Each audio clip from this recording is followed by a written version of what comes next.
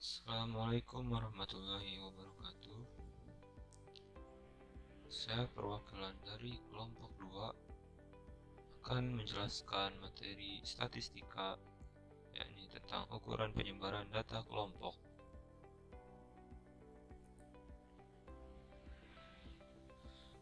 Pertama, ada jangkauan.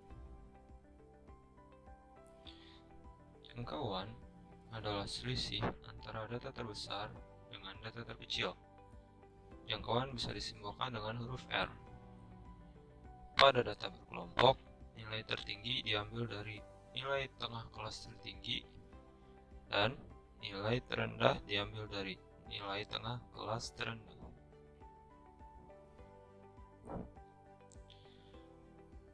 Untuk rumus umum dari jangkauan atau biasa disebut dengan range, yakni R sama dengan X max dikurangin X min. R itu adalah simbol untuk jangkauan atau range, X minimum adalah nilai tengah kelas terendah, dan X maksimum adalah nilai tengah kelas tertinggi. Lalu kita ke contoh kasus untuk jangkauan. Tentukan jangkauan dari data-data di bawah ini. Bisa dilihat datanya sebagai berikut. Ada nilai dan ada frekuensi. Jawab. Kita tentukan dulu X maksimumnya. Pada data berkelompok bisa didapat X maksimumnya dengan menjumlahkan data yang nilai yang tertinggi 18 tambah 20 lalu dibagi dengan banyaknya data ya, dibagi 2 di 19. X minimumnya kebalikannya, kita jumlahkan data yang paling awal, paling rendah, 3 plus 5 dibagi 2 sama dengan 4. Jadi range atau jangkauannya bisa didapat 19 dikurangi dengan 4, hasilnya adalah 15. Lalu yang kedua ada simpangan rata-rata. Simpangan rata-rata atau deviasi mean merupakan rata-rata jarak antara nilai-nilai data menuju rata-ratanya.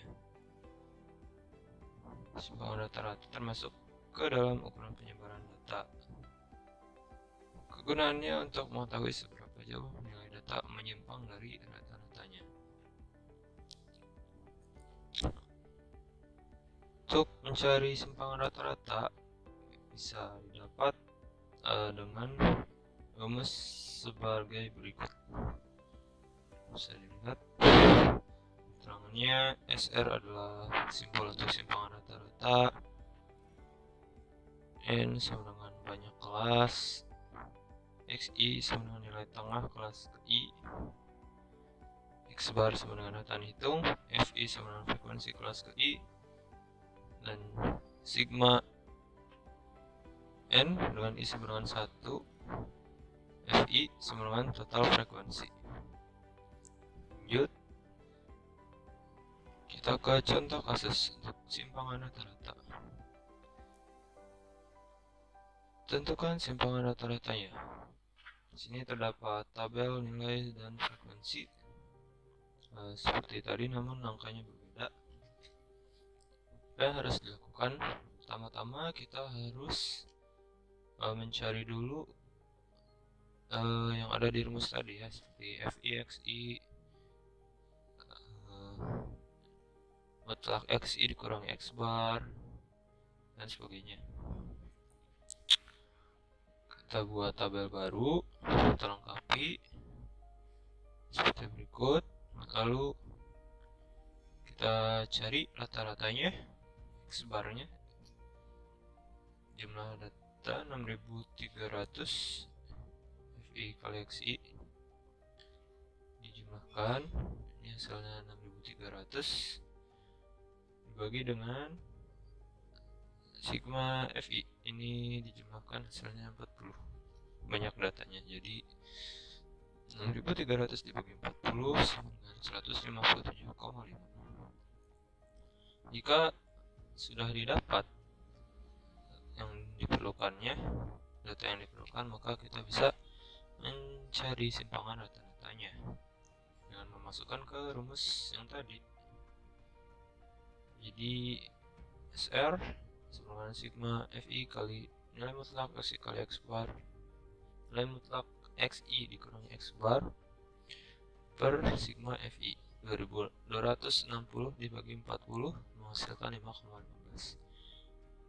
Jadi didapat simpangan rata-ratanya adalah 5,15. Selanjutnya yang ketiga ada simpangan baku atau standar deviasi. Simpangan baku adalah ukuran sebaran statistik yang paling lazim. Simpangan baku mengukur bagaimana nilai-nilai data tersebar. Bisa juga diartikan sebagai rata-rata jarak penyimpangan titik-titik data diukur dari nilai rata-rata data tersebut. Rumus umum untuk simpangan baku bisa dilihat sebagai berikut. Ini untuk sampel. Sampel artinya hanya beberapa ya, berlaku untuk jumlah data yang hanya kurang dari 30. Sedangkan yang populasi ini untuk data yang lebih banyak lagi, ya ini lebih dari atau sama dengan 30 jumlah data atau banyak kelasnya ya. N mewakili banyak kelas, XI itu nilai tengah kelas I, X bar sama dengan data yang dihitung, FI sama dengan frekuensi kelas ke I, dan sigma FI sama dengan total frekuensi. Oke, lanjut. Contoh kasus simpangan baku. Dari 30 siswa SMA Negeri Semen Bogor diperoleh nilai berikut. Tentukan simpangan bakunya. Oke. Di sini ada tabel nilai dan frekuensi. Untuk mencari simpangan baku, kita memerlukan X bar atau rata-rata dari data tersebut. Nah, belum diketahui ya, jadi coba kita lengkapi tabelnya dan kita hitung X barnya. Ini dengan membagi sigma FI dikali XI dengan sigma FI ya, sigma FI kali XI sama dengan 490, sedangkan sigma FI nya adalah 30, jadi 490 dibagi 30 sama dengan 16,33. Jika sudah dapat rata-rata atau X barnya, baru bisa ditentukan simpangan bakunya. Simpangan bakunya ini sama dengan akar sigma FI kali XI min X bar kuadrat per N sama dengan akar 836,7 per 30 sama dengan akar 27,89 sebenarnya kurang lebih 5,28. Jadi bisa disimpulkan simpangan bakunya adalah 5,28.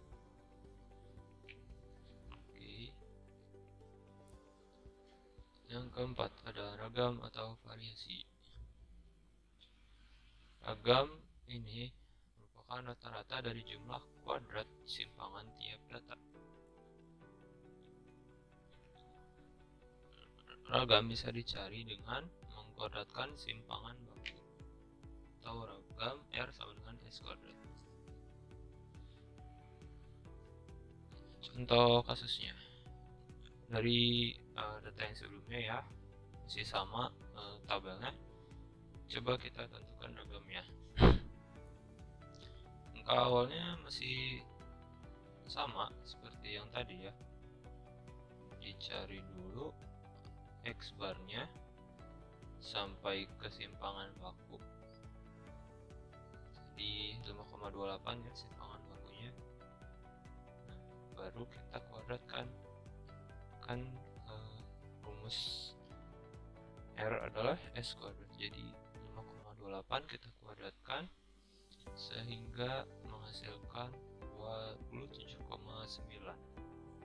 Jadi ragam dari data tersebut adalah 27,9. Lalu selanjutnya ada koefisien keragaman. Koefisien keragaman artinya adalah gambaran tentang seberapa jauh keragaman yang terdapat di dalam suatu populasi pada suatu percobaan. Rumus untuk koefisien keragaman ini KK sama dengan S per X bar. S itu simpangan baku, KK koefisien keragaman, dan X bar adalah nilai rata-rata data. Contoh soalnya, dalam 5 bulan terakhir, keuntungan bersih dari beberapa usaha adalah sebagai berikut. Ada usaha penerbitan, tekstil, dan angkutan, dan di sini ada keuntungan bersih dalam puluhan juta. Yang ditanyakan adalah bidang usaha apa yang profitnya tidak stabil. Oke, bagaimana cara menjawabnya? Langkah yang harus kita lakukan adalah mencari rataan simpangan baku dan koefisien keragaman dari tiap usahanya. Bidang usaha penerbitan, kita cari X barnya dengan menjumlahkan semua penghasilannya dibagi 5 bulan ya, hasilnya 96. Kita masukkan ke rumus untuk mencari KK nantinya. Jadi S per X bar 9,3/6 jadi menghasilkan 0,31. KK-nya untuk usaha penerbitan adalah 0,31. Untuk bidang usaha tekstil, X barnya didapat 156 dan S-nya didapat 40,69. Dengan melakukan langkah yang sama seperti yang tadi ya, kakaknya jadi 40,69 dibagi 156, jadi menghasilkan 0,26. Untuk bidang usaha angkutan, didapat X barnya adalah 161,6 dan S-nya adalah 100,58. Jadi kakaknya adalah 100,58 dibagi 161,6 sama dengan 0,60. Nah, lalu apa bidang usaha yang profitnya paling tidak stabil? Oke, bidang usaha yang profitnya paling tidak stabil ya, di perhitungan yang tadi sudah kita lakukan, kakaknya adalah bidang usaha angkutan. Kenapa? Karena nilai kakak pada bidang usaha angkutan paling besar, sehingga paling tidak stabil nilainya.